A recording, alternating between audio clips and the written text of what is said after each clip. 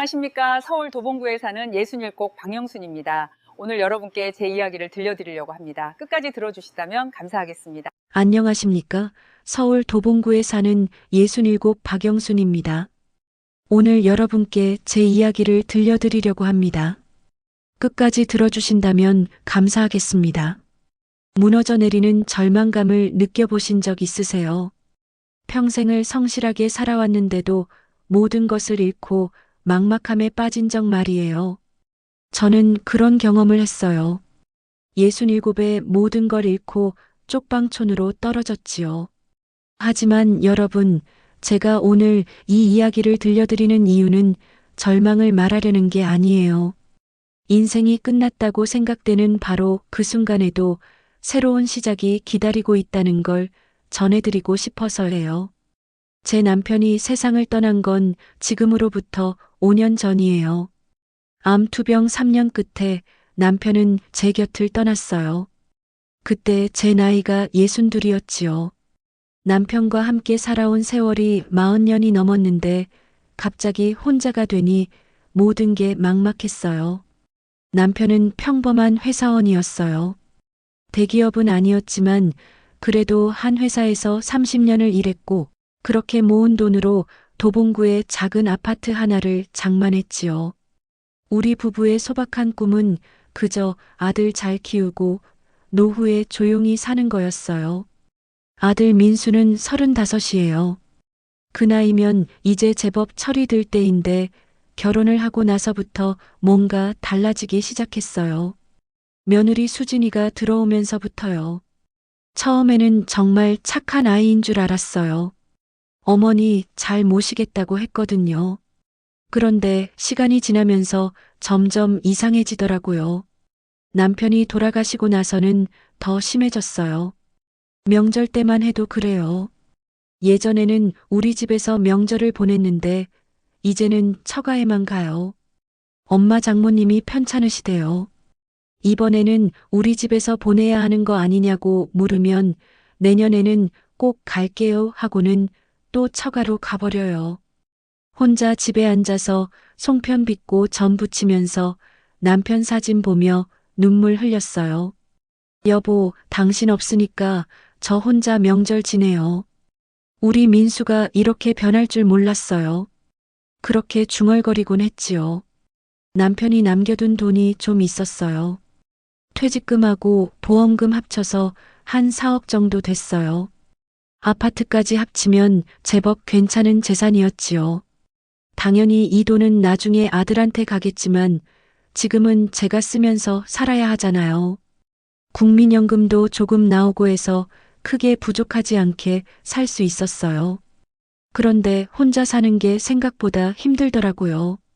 매일 집에만 있으니 답답하고 친구들도 다들 자기 생활에 바빠서 자주 못 만나고 그러다 보니 TV 보는 시간이 점점 많아졌어요. 홈쇼핑도 보고 건강 프로그램도 보고 특히 외로웠던 건 저녁 시간이었어요. 예전에는 남편이랑 함께 저녁 먹으면서 이런저런 얘기를 했는데 이제는 혼자 밥을 먹으니 식탁이 너무 넓어 보이더라고요. 그래서 거실에서 TV 보면서 먹곤 했어요. 아들한테 전화해도 항상 바쁘다고 해요.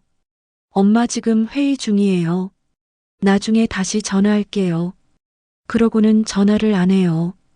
제가 다시 전화하면 그제야 받고 며느리는 더해요. 전화하면 무뚝뚝하게 네, 어머니하고는 금방 끊어버려요. 손자 준호는 7살이에요. 정말 귀여운 나이인데 저보다 외할머니를 더 따라요. 할머니하고 부르는 것도 어색해하고 외할머니 집에는 맨날 가면서 우리 집에는 1년에 두세 번밖에 안 와요. 그렇게 2년을 보냈어요.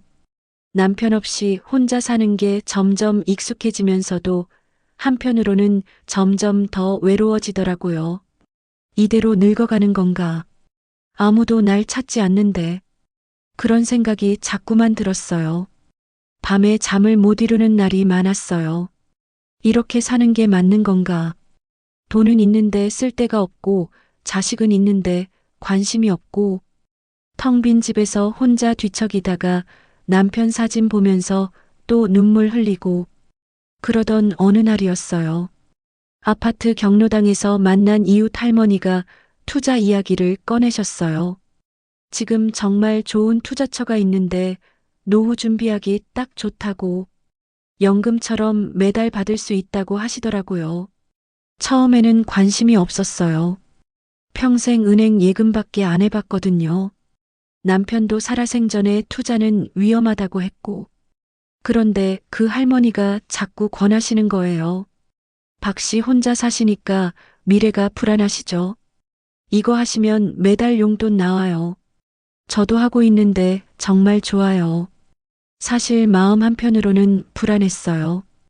국민연금만으로는 부족하고 아들한테 손 벌리기도 싫고 그러다 보니 뭔가 수입이 더 있으면 좋겠다는 생각이 들었지요. 그게 제 실수의 시작이었어요. 특히 아들한테 돈 얘기하기가 싫었어요. 한 번은 용기 내서 전화했거든요. 민수야, 엄마가 요즘 생활비가 좀 빠듯해서 그러는데. 그랬더니 며느리가 봤더니 어머니 저희도 요즘 여유가 없어요. 준호 학원비도 올랐고 대출 이자도 부담되고 그렇게 말하고는 끊어버리더라고요. 그날 정말 서러웠어요. 내가 평생 모은 돈으로 아들 대학 보내고 결혼할 때 1,000만 원도 줬는데 이제 와서 생활비 조금 보태달라는 말도 못하게 되었구나. 그런 생각이 들면서 더 움츠러들었지요. 그래서 그 투자 이야기가 더 솔깃하게 들렸는지도 몰라요. 매달 돈이 나온다니까 아들한테 손 벌리지 않아도 되겠다 싶었거든요. 오히려 손자 용돈도 줄 수 있을 것 같고 그런 마음이 저를 사기의 늪으로 밀어 넣었어요. 그 이웃 할머니가 저를 투자 설명회에 데려가셨어요. 강남에 있는 호텔 연회장이었는데 가보니까 저희 또래분들이 정말 많더라고요. 다들 혼자 오신 분들 같았어요. 남편 없이 혼자 사시는 분들이요. 발표자는 젊고 말 잘하는 남자였어요. 양복을 쫙 빼입고 PPT 자료를 띄워놓고 설명하는데 정말 그럴싸하더라고요. 여러분, 요즘같이 금리가 낮은 시대에 은행 예금만 해서는 안 돼요. 물가는 오르는데 이자는 적으니까 실질적으로는 손해를 보는 거예요. 그 말이 맞는 것 같았어요. 은행 이자가 정말 얼마 안 되거든요. 4억을 넣어놔도 한 달에 100만 원도 안 나와요. 그래서 귀를 기울이게 됐지요. 우리가 추천하는 건 해외 부동산 투자예요. 동남아 지역이 지금 엄청나게 발전하고 있거든요. 특히 베트남, 필리핀 이런 나라들이요. 거기 콘도미니엄을 사시면 매달 임대료가 나와요. 연 12% 수익이에요. 연 12%라고요. 은행 이자가 2%도 안 되는데 12%라니. 솔직히 말하면 너무 좋아 보였어요. 4억을 투자하면 1년에 4,800만 원이에요. 한 달에 400만 원씩 나오는 거잖아요. 그 돈이면 정말 여유롭게 살 수 있을 것 같았어요. 발표가 끝나고 상담을 받았어요. 상담하는 직원이 정말 친절하더라고요. 어머니, 혹시 혼자 사세요? 네, 남편이 몇 년 전에 돌아가셨어요. 아, 그러시군요. 그럼 노후 준비가 정말 중요하시겠어요. 자녀분들이 계셔도 요즘은 자식들한테 기대기 어려운 세상이잖아요. 그 말이 정말 가슴에 와닿더라고요. 맞아요. 우리 아들도 자기 살기 바빠서 저한테 신경 쓸 겨를이 없어요. 그러시죠? 그래서 어머니들이 직접 준비하셔야 해요. 이 투자는 특히 어머님같이 목돈이 있으신 분들한테 딱 좋아요. 집에 돌아와서 며칠 동안 고민했어요. 정말 해야 하나? 위험하지 않을까? 그런데 그 이웃 할머니가 또 찾아오셨어요. 박 씨, 저 이번 달에 배당금 나왔어요. 50만 원이나 됐어요. 통장 보여드릴게요. 정말 통장에 50만 원이 들어와 있더라고요. 믿을 만한 것 같죠? 저도 처음에는 의심했는데 진짜 나오니까 더 넣을 거예요. 그 말을 듣고 마음이 완전히 기울었어요. 결국 일주일 후에 투자회사에 다시 갔어요. 일단 조심스럽게 5천만 원부터 시작했어요. 전 재산을 한 번에 넣을 수는 없었거든요. 계약서에 도장을 찍는 순간 떨리긴 했지만 곧 매달 돈이 들어올 거라고 생각하니 기대가 됐어요. 한 달 후 정말로 배당금이 들어왔어요. 50만 원이요. 통장을 확인하는 순간 정말 기뻤어요. 역시 괜찮은 투자였구나. 은행 이자보다 훨씬 많잖아. 그래서 다음 달에 5천만 원을 더 넣었어요. 두 달째도 배당금이 나왔어요. 이번에는 100만 원이요. 와, 정말 좋네. 이러다가 전부 다 넣어볼까? 그런 생각이 들기 시작했어요. 욕심이 생긴 거지요. 투자회사에서는 자꾸 연락이 왔어요. 어머니, 지금 특별 투자 기회가 있어요.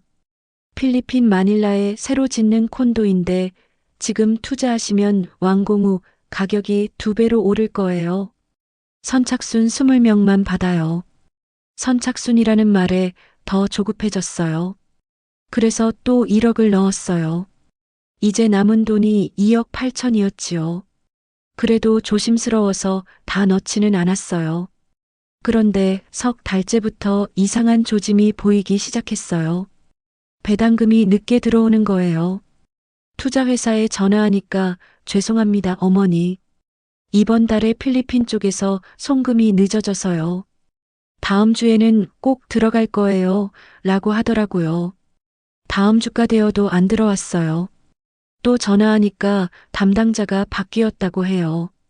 새로운 담당자는 더 답답한 소리만 하더라고요. 어머니, 지금 필리핀 정부에서 외국인 부동산 규제를 강화해서 절차가 복잡해졌어요. 조금만 기다려주세요. 그때부터 불안해지기 시작했어요. 혹시 잘못된 건 아닐까? 경로당에서 만난 그 이웃 할머니한테 물어봤더니 그분도 최근 2달째 배당금을 못 받으셨대요. 우리 다 같이 회사에 가봐요. 그래서 몇 분이 함께 투자회사에 찾아갔어요. 그런데 사무실 문이 잠겨 있는 거예요. 옆 사무실 사람한테 물어보니까 한 달 전에 야반도주했다고 하더라고요.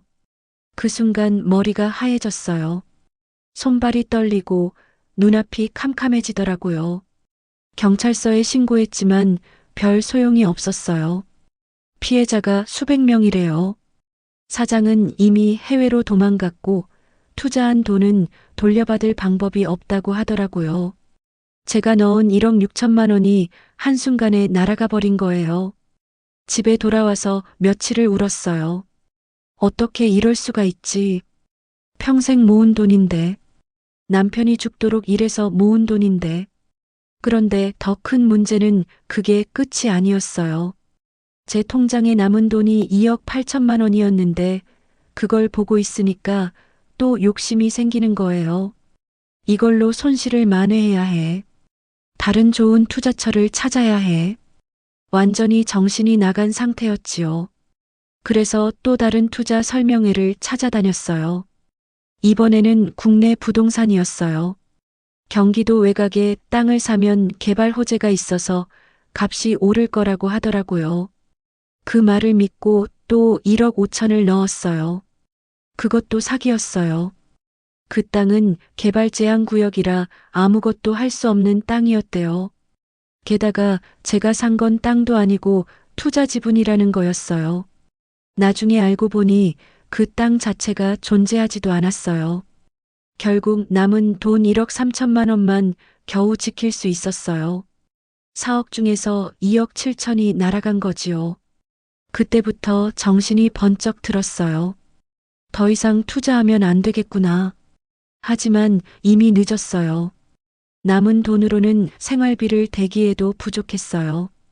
아파트 관리비, 세금, 병원비. 계산해 보니까 5년도 못 버틸 것 같더라고요. 그때부터 밤잠을 설치기 시작했어요. 어떻게 하지? 아들한테 말해야 하나? 그런데 말할 수가 없었어요. 결국 아들한테 말할 수밖에 없었어요. 더 이상 숨길 수가 없었거든요. 어느 일요일 오후에 민수가 집에 왔을 때 말했어요. 민수야, 엄마가 할 말이 있어. 무슨 일이세요, 엄마? 걱정스러운 표정으로 앉는 아들을 보니까 말문이 막혔어요. 하지만 해야 했어요. 저기, 엄마가 투자를 좀 했는데, 그게 사기를 당해서 돈을 많이 잃었어. 얼마나요? 2억 7천 정도. 그 순간 아들 얼굴이 새하얘지더라고요. 뭐라고요? 2억 7천? 엄마 그게 무슨 소리예요? 어떻게 그런 일이? 그러면서 소리를 지르기 시작했어요. 엄마 도대체 무슨 생각으로 그런 투자를 하신 거예요? 왜 저한테 말씀 안 하셨어요? 저도 아는 사람 통해서 알아볼 수 있었잖아요. 아들의 목소리가 점점 커졌어요. 그때 며느리가 끼어들었어요. 어머니, 그럼 지금 남은 돈이 얼마예요? 1억 3천 정도. 그것밖에 안 남았어요. 4억이나 있었는데. 며느리 목소리가 차갑게 변했어요. 아들이 머리를 감싸쥐었어요. 엄마 그 돈 나중에 저한테 주실 거였잖아요. 제 노후 자금이었는데. 어떻게 이럴 수가 있어요. 그 말을 듣는 순간 가슴이 철렁 내려앉았어요. 미안해. 엄마가 잘못했어. 그런데 그 말밖에 할 수가 없었어요. 아들은 한숨만 푹푹 쉬고 며느리는 차가운 눈으로 저를 쳐다보고 있었어요. 그날 이후로 아들 며느리의 태도가 완전히 달라졌어요. 전화도 거의 안 하고 명절에도 안 오고 손자 준호도 이제 할머니 집에 오기 싫어해요. 완전히 남이 된 기분이었어요. 그런데 문제는 거기서 끝이 아니었어요. 관리비가 밀리기 시작했어요. 아파트 관리비가 한 달에 15만 원인데 그것도 부담스러워지기 시작한 거예요. 남은 돈을 아껴 써야 하는데 관리비며 세금이며 나가는 돈이 너무 많았어요. 결국 6개월 후에 관리비를 3개월이나 밀렸어요. 관리사무소에서 독촉 전화가 오기 시작했더니 어느 날 고지서가 날아왔어요. 관리비 체납으로 법적 조치를 취하겠다는 내용이었어요. 그때 아파트를 팔아야겠다고 생각했어요. 어차피 혼자 사는데 이렇게 큰 집이 필요 없잖아요. 작은 곳으로 이사 가서 남는 돈으로 살면 되겠지. 그런 생각이었어요. 부동산에 내놓았는데 문제가 생겼어요. 아파트 가격이 생각보다 안 나온다는 거예요. 시세가 3억 5천인데 관리비 체납 때문에 3억도 안 된대요. 게다가 급하게 팔려고 하니까 더 깎아달라는 사람들만 있고 결국 2억 8천에 팔았어요. 남은 돈 1억 3천 합쳐서 4억 1천이 됐지요. 그걸로 작은 전셋집이라도 얻으려고 했어요. 도봉구는 비싸니까 외곽으로 나가면 되겠지 싶었어요. 그런데 전세 사기를 또 당할 뻔했어요. 복비를 낸 부동산 중개인이 사기꾼이었어요. 계약금 500만 원을 가로채고 도망가 버렸어요. 경찰에 신고했지만 돌려받을 수 없었어요. 그때부터 정말 무서워졌어요. 누구도 믿을 수가 없었어요. 부동산도 무섭고 은행도 무섭고 그래서 전세는 포기하고 월세로 알아봤어요. 도봉구에서 조금 떨어진 곳에 월세 50에 보증금 500인 원룸을 구했어요.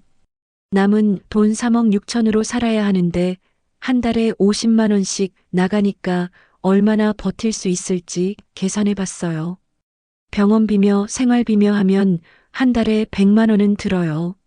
3억 6천이면 360개월 30년이에요. 제가 지금 67세니까 97세까지는 버틸 수 있겠네. 그렇게 위안을 삼으려고 했어요. 하지만 원룸으로 이사하고 보니 너무 서러웠어요. 평생을 아껴서 장만한 아파트에서 쫓겨나서 이런 좁은 방에 사는 제 신세가 한심했어요. 밤마다 울었어요. 남편 사진 보면서 여보, 미안해요. 내가 당신 돈 다 날렸어요. 라고 중얼거렸어요. 그런데 더 큰 문제가 생겼어요. 그 원룸 집주인이 경매로 넘어간 거예요. 보증금 500만 원은 날리고 또 이사를 가야 하는 처지가 됐어요. 이번에는 보증금 없는 월세방을 찾았어요. 관악구 쪽방촌이었어요. 쪽방촌이라는 말은 들어봤지만 가본 적은 없었어요. 가보니까 정말 충격적이었어요. 2평도 안 되는 작은 방에 화장실도 공동으로 써야 하고 월세가 25만 원인데 그나마 제일 싼 방이었어요. 67세의 쪽방촌에 들어가게 될 줄은 꿈에도 몰랐어요. 이사짐을 풀면서 정말 서럽고 한심했어요. 내가 이렇게 살려고 평생을 열심히 살았나? 남편이랑 둘이 고생해서 모은 돈인데 이렇게 다 날리고 쪽방촌에 와 있네. 첫날 밤을 잘 수가 없었어요. 옆방에서는 누가 기침을 하고 복도에서는 술 취한 사람이 고래고래 소리를 지르고 무서워서 떨면서 밤을 새웠어요. 이제 정말 끝이구나. 여기서 죽는구나. 그런 생각이 들면서 삶의 의욕이 완전히 사라져버렸어요. 쪽방촌 생활은 정말 힘들었어요. 하루하루가 지옥 같았어요. 아침에 일어나면 공동 화장실을 쓸어 복도로 나가야 하는데 그게 얼마나 창피하고 불편한지 몰라요. 밥도 제대로 못 먹었어요. 방에 가스레인지가 있긴 한데 요리할 마음이 안 나더라고요. 그냥 편의점에서 삼각김밥 사다가 먹고 컵라면 먹고 그렇게 연명했어요. 한 달쯤 지났을 때 옆방 할머니가 말을 걸어왔어요. 새로 오셨어요. 저는 여기 산지 3년 됐어요. 김정자라고 해요. 그렇게 인사를 하셨어요. 김정자 할머니는 70이 넘으셨는데 매일 새벽에 나가서 폐지를 주우신대요. 하루에 10,000원 정도 벌어서 그걸로 살아가신대요. 처음에는 그 모습이 너무 안쓰러워 보였어요. 그런데 묘하게도 김정자 할머니는 항상 밝으셨어요. 아침에 나가실 때도 콧노래를 부르시고 저녁에 돌아오셔서도 웃으시고 어떻게 저런 상황에서 저렇게 밝을 수 있지? 그게 의아했어요. 어느 날 복도에서 우연히 마주쳤을 때 물어봤어요. 할머니, 힘드시지 않으세요? 어떻게 그렇게 밝으실 수 있어요? 그랬더니 김정자 할머니가 웃으시면서 뭐가 힘들어요. 오늘도 건강하게 일했고 밥 먹을 돈 벌었는데 내일도 또 일할 수 있으면 그게 감사한 거지라고 하시더라고요. 그 말을 듣고 정신이 번쩍 들었어요. 나는 아직 3억이 넘는 돈이 있는데 저분은 하루 10,000원 벌어서 사시는데 나는 뭘 그렇게 절망하고 있는 거지. 그날 밤 남편 사진 앞에 앉아서 또 얘기했어요. 여보, 저 이대로는 안 되겠어요. 이렇게 죽을 수는 없잖아요. 아직 할 일이 남았어요. 손자 준호도 봐야 하고 아들한테 미안한 마음도 갚아야 하고 다음 날부터 조금씩 달라지기 시작했어요. 일단 방 청소부터 했어요. 한 달 동안 방치했던 방을 깨끗하게 청소하고 이불도 빨고 창문도 닫고 그러니까 마음이 조금 가벼워지더라고요. 그리고 밥을 제대로 해먹기 시작했어요. 시장에 가서 재료를 사다가 간단하게라도 요리를 했어요. 김치찌개도 끓이고 된장국도 끓이고 혼자 먹는 밥이지만 그래도 제대로 된 밥을 먹으니까 기운이 났어요. 복도에서 김정자 할머니를 다시 만났을 때 말했어요. 할머니 덕분에 정신 좀 차렸어요. 고마워요. 뭐려? 우리 같은 처지끼리 서로 힘내야죠 하면서 웃으시더라고요. 그날 김정자 할머니가 제 방에 오셔서 이런저런 얘기를 나눴어요. 박 씨는 어쩌다가 여기까지 오게 됐어요. 저는 솔직하게 다 말씀드렸어요. 투자 사기 당한 것, 아파트 판 것, 전세 사기까지 당한 것. 김정자 할머니가 들으시더니 한숨을 푹 쉬셨어요. 참 안 됐네요. 그래도 3억이 넘게 남았으면 다행이에요. 저는 남은 돈 하나도 없이 여기 왔거든요. 그러면서 당신 이야기를 해주셨어요. 김정자 할머니도 남편을 잃고 혼자가 됐는데 자식들이 재산 문제로 싸우는 바람에 한 푼도 못 받고 쫓겨나셨대요. 그래서 여기 와서 폐지를 주어서 사신다고. 하지만 원망하지 않는데요. 자식들도 각자 사정이 있으니까. 그 얘기를 들으면서 제가 정말 철없었구나 싶었어요. 김정자 할머니보다는 제가 훨씬 나은 처지인데 저는 매일 절망하고 있었으니까요. 박 씨, 아직 늦지 않았어요. 아직 건강하시잖아요. 뭐라도 하면서 살아보세요. 김정자 할머니의 그 말이 제 마음에 깊이 박혔어요. 다음 날부터 일자리를 알아보기 시작했어요. 67세 여자가 할 수 있는 일이 뭐가 있을까? 인터넷으로 알아보고 구청에도 가보고 복지관에도 가봤어요. 복지관에서 노인 일자리 사업을 소개해줬어요. 공원 청소, 급식 배달, 학교 급식실 보조 같은 일이었어요. 월급은 많지 않았어요. 한 달에 50만 원 정도. 하지만 안 하는 것보다는 나았어요. 급식실 보조 일을 신청했어요. 학교 급식실에서 설거지하고 청소하는 일이었어요. 하루 4시간 일하고 월 50만 원을 받는 거였어요. 일을 시작하고 보니 생각보다 힘들었어요. 서서 일하는 게 체력적으로 힘들었고 젊은 조리사분들 눈치도 보여서 마음도 불편했어요. 하지만 참았어요. 이것도 못하면 정말 아무것도 못해요. 한 달 후 첫 월급을 받았을 때 정말 기뻤어요. 67년을 살면서 제 노동으로 번 돈은 처음이었거든요. 평생 전업주부로 살다가 처음 받는 월급. 50만 원이 이렇게 소중할 줄 몰랐어요. 그 돈으로 김정자 할머니한테 삼겹살을 사드렸어요. 둘이서 쪽방에서 소주 한잔하면서 삼겹살 구워 먹었어요. 그게 얼마나 행복했는지 몰라요. 김정자 할머니가 말씀하셨어요. 박 씨, 이제 좀 살아있는 것 같죠? 맞아요. 이제야 살아있는 것 같아요. 라고 대답했어요. 그날 밤 혼자 생각했어요. 이제 뭘 할까? 급식실 일만 해서는 미래가 없어. 내 가게를 하나 차려볼까? 하지만 무슨 가게를 해야 할지 막막했어요.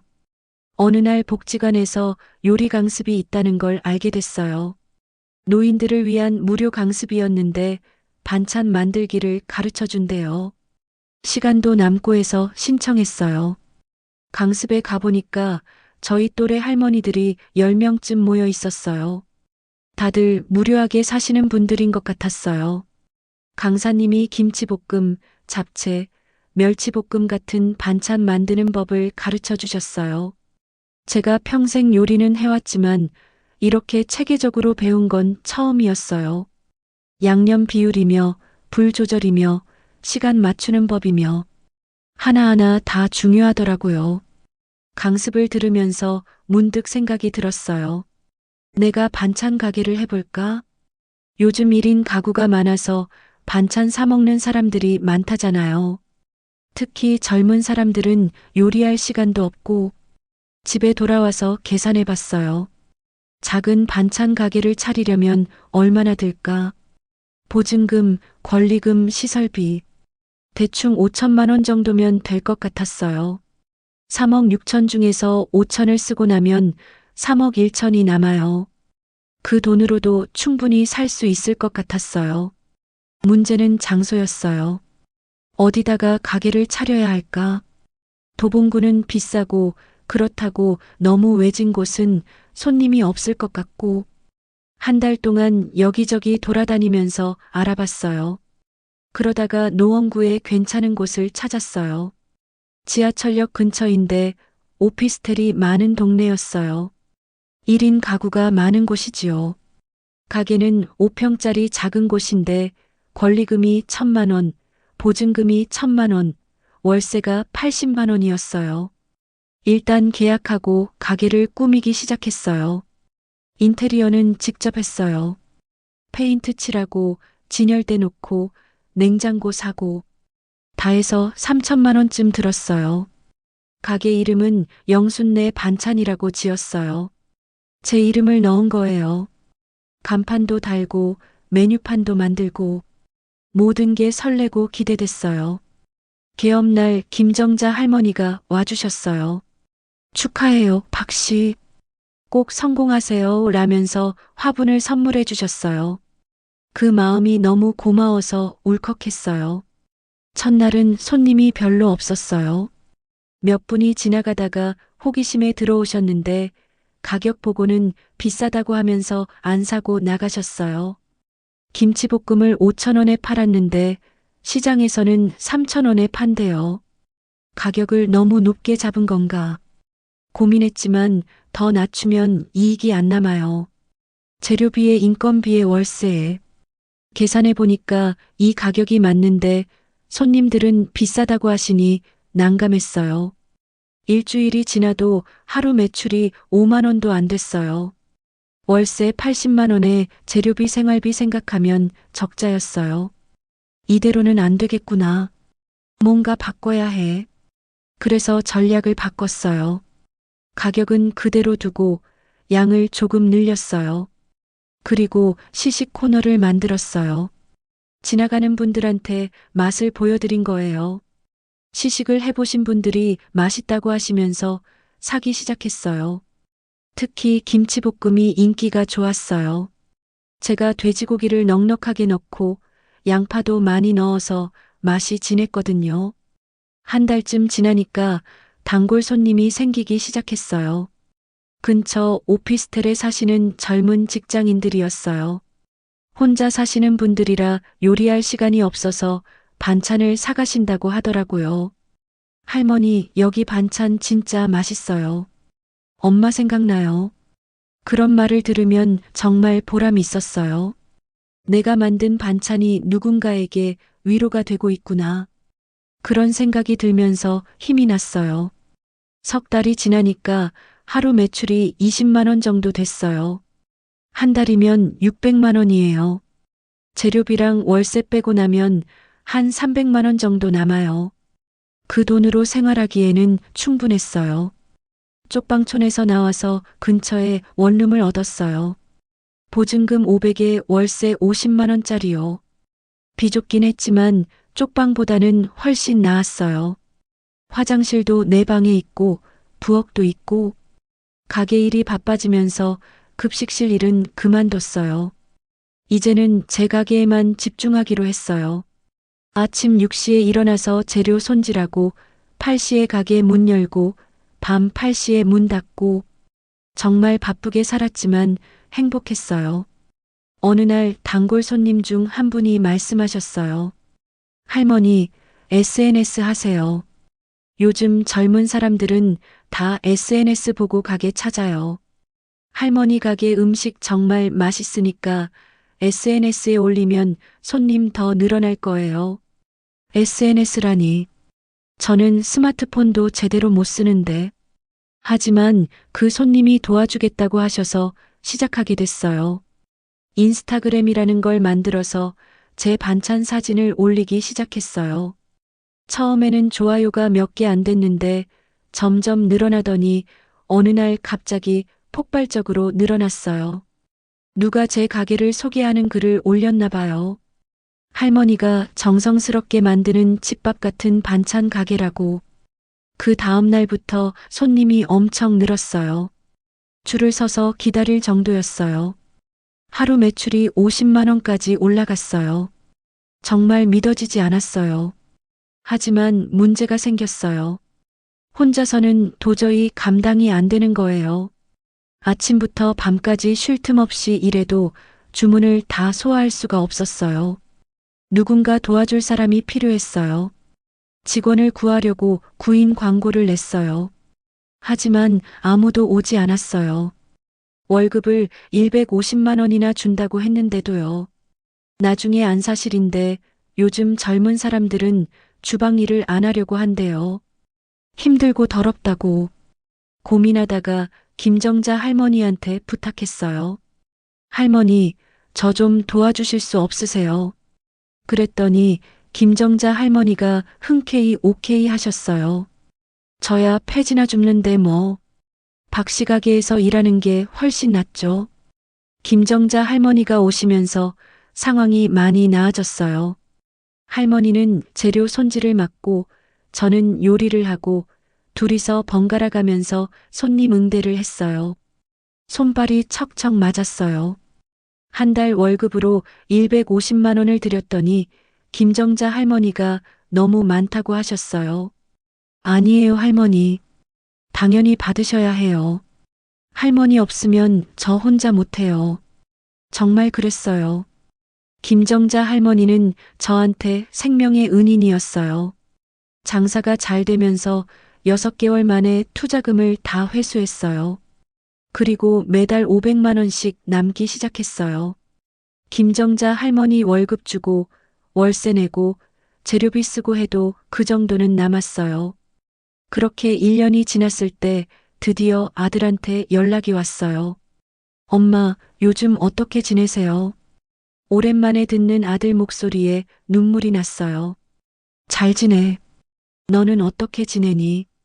아들은 제가 반찬 가게를 한다는 걸 들었대요. 누군가가 SNS에서 보고 알려줬나 봐요. 엄마가 장사를 하신다니 놀랐어요.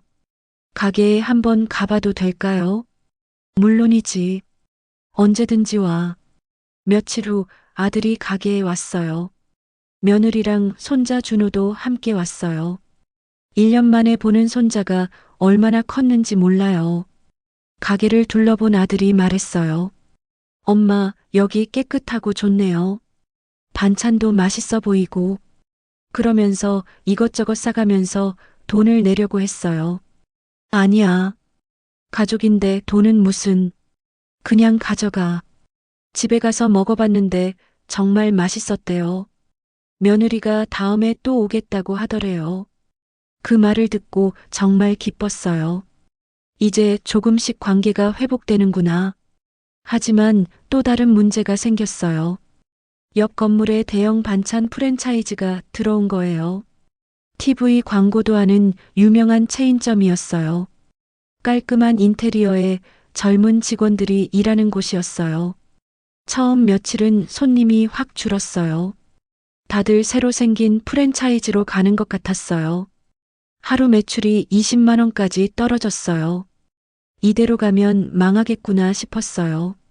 김정자 할머니가 걱정스러운 얼굴로 말씀하셨어요. 박 씨, 어떡하지? 저 프랜차이즈 때문에 망하는 거 아니야. 저도 불안했지만 애써 웃으면서 괜찮아요. 우리한테는 정성이 있잖아요. 라고 말했어요. 그리고 전략을 바꿨어요. 프랜차이즈는 따라할 수 없는 걸 해야겠다고 생각했어요. 바로 맞춤 반찬이었어요. 손님이 원하는 대로 만들어 드리는 거예요. 싱겁게 해달라, 맵게 해달라, 당뇨가 있으니 설탕 빼달라. 이런 주문을 다 받았어요. 프랜차이즈는 정해진 레시피대로만 만들지만 저는 손님 취향에 맞춰서 만들어 드렸어요. 그리고 배달도 시작했어요. 근처 오피스텔 손님들한테 직접 배달해 드리는 거예요. 김정자 할머니가 배달을 맡아주셨어요. 할머니 나이가 70이 넘었는데도 정말 열심히 하셨어요. 한 달쯤 지나니까 손님들이 다시 돌아오기 시작했어요. 역시 프랜차이즈보다 할머니 가게가 낫네요. 맛도 더 좋고 정성도 느껴지고 그런 말씀들을 해주셨어요. 매출도 다시 올라가기 시작했어요. 오히려 프랜차이즈가 생기기 전보다 더 늘었어요. 프랜차이즈 가격이 비싸서 저희 가게가 더 좋다는 손님들도 계셨고 할머니가 만든 음식이 더 믿음직하다는 분들도 계셨어요. 그런데 그때 김정자 할머니가 쓰러지셨어요. 배달 가시다가 길에서 쓰러지신 거예요. 급히 병원에 모시고 갔더니 과로래요. 70이 넘은 나이에 너무 무리하셨대요. 정말 죄송하고 미안했어요. 제 욕심 때문에 할머니를 이렇게 만든 거잖아요. 할머니가 깨어나셨을 때 손을 꼭 잡고 말했어요. 할머니 죄송해요. 제가 너무 무리하게 일을 시켰어요. 김정자 할머니가 웃으시면서 뭐려. 이렇게 열심히 일할 수 있어서 오히려 좋았어요. 덕분에 폐지 줍는 것보다 훨씬 나은 삶을 살고 있잖아요. 그렇게 말씀하셨지만 저는 마음이 무거웠어요. 병원에서 일주일 계셨다가 퇴원하셨어요. 의사 선생님이 당분간 푹 쉬셔야 한다고 하셨어요. 그래서 한 달간 휴가를 드렸어요. 월급은 그대로 드리면서요. 그 한 달 동안 저 혼자 가게를 돌렸어요. 정말 힘들었지만 버텼어요. 배달은 포기하고 매장 판매만 했어요. 매출이 좀 줄긴 했지만 어쩔 수 없었어요. 한 달 후 김정자 할머니가 돌아오셨을 때 말씀드렸어요.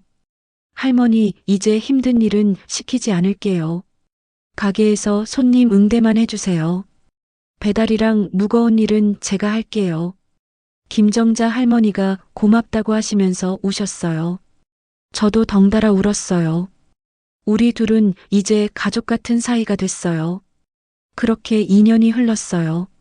가게는 점점 안정되어 갔고, 이제는 이 동네에서 제법 유명한 반찬 가게가 됐어요. 단골 손님이 100명도 넘어요. 아들도 자주 찾아와요. 한 달에 한두 번은 꼭 와서 반찬도 사가고, 가게 일도 도와주고, 며느리도 예전보다 훨씬 친절해졌어요. 어머니 요즘 건강하시죠? 너무 무리하지 마세요 라고 말해줘요. 손자 준호는 이제 10살이 됐어요. 할머니가 장사하는 거 멋있다고 해요. 친구들한테 자랑도 한대요. 우리 할머니 반찬 가게 하시는데 진짜 맛있어라고요. 어느 일요일에 아들 가족이 가게에 왔을 때 민수가 말했어요. 엄마, 정말 대단하세요. 67세에 가게를 차려서 이렇게 성공하시다니. 저도 엄마 보면서 배워요. 고맙지만 아직 성공이라고 할 순 없어. 그냥 열심히 살고 있을 뿐이야. 그렇게 대답했지만 속으로는 정말 뿌듯했어요. 작년에는 정말 큰 일도 있었어요. 제 가게가 방송에 나온 거예요. 지역 방송국에서 성공한 노인 창업 사례로 소개를 했어요. 67세에 사기를 당하고 쪽방촌까지 갔다가 다시 일어선 이야기라고요. 방송이 나간 후에 정말 난리가 났어요. 손님이 너무 많이 와서 오픈런을 해야 할 정도였어요. 한 달 매출이 3천만 원까지 올라갔어요. 믿어지지 않았어요. 그 돈으로 김정자 할머니 월급을 올려드렸어요. 200만 원으로요. 할머니가 너무 많다고 하셨지만 받으시라고 했어요. 할머니 덕분에 여기까지 온 거라고요. 그리고 제 자신한테도 선물을 했어요. 새 옷도 사고 미용실도 가고 평생 남 주는 것만 생각하고 살았는데 이제는 저한테도 쓰기로 했어요. 가게가 잘 되면서 가장 좋았던 건 아들과의 관계가 회복된 거예요. 민수가 어느 날 찾아와서 말했어요. 엄마, 그동안 정말 죄송했어요. 엄마가 힘드실 때 도와드리지 못하고 오히려 원망만 했어요. 정말 불효자였어요. 아니야. 그때는 엄마도 정신이 없었어. 너한테 미안해. 그러면서 서로 울었어요. 세상에서 제일 소중한 건 가족이더라고요. 며느리도 달라졌어요. 이제는 명절에 우리 집에도 와요. 처가랑 번갈아 가면서 오는데 와서는 진짜 며느리처럼 설거지도 하고 청소도 해요. 전에는 상상도 못했던 일이에요. 손자 준호는 방학 때 가게에 와서 일을 도와줘요. 손님한테 반찬 건네주고 계산도 하고 정말 기특해요. 할머니 나 크면 할머니 가게 물려받을 거예요 라고 해요. 그 말이 얼마나 예쁜지 몰라요. 지금 제 나이가 70이에요. 3년 전에 모든 걸 잃고 쪽방촌에 있을 때는 정말 인생이 끝났다고 생각했어요. 하지만 지금은 달라요. 매일 아침 일어나서 가게에 가는 게 행복해요. 물론 힘들 때도 있어요. 나이가 있다 보니 체력적으로 힘들고 무릎도 아프고 하지만 손님들이 맛있다고 할 때, 단골 손님이 고맙다고 할 때, 그 모든 피로가 싹 사라져요. 김정자 할머니와는 이제 진짜 자매 같아요. 일 끝나고 가끔 소주 한잔 하면서 이런저런 얘기도 나누고, 할머니도 이제 폐지 줍던 때와는 완전히 다른 삶을 사시고 있어요. 작년에는 정말 감동적인 일도 있었어요. 제가 처음 사기당했을 때 같이 당한 이웃 할머니들이 찾아오신 거예요.